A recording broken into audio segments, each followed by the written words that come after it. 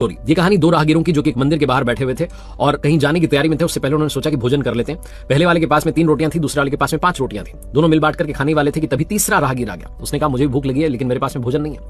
अब खाने वाले 3 लोग थे, रोटियां 8 थी, तो क्या किया जाए। दूसरे ने आइडिया दिया कि काम करते हैं, हर रोटी के 3 टुकड़े कर लेते हैं। 24 टुकड़े हो गए। तीनों ने 8-8 टुकड़े जो थे वो खा लिए। उसके बाद तीसरा वाला जब जाने लगा तो उसने इन दोनों से कहा कि मैं अपनी ओर से आपको भेंट देना चाहता हूं। उसने 8 गिन्नियां दी और वो चला गया। अब दोनों सोच रहे थे क्या करें, तो दूसरा ने कहा भाई 4-4 गिन्नियां बांट लेते हैं। पहले वाले ने कहा मेरे पास में 3 रोटियां थी इसलिए मुझे 3 ही गिन्नी दीजिए, आप 5 रख लीजिए।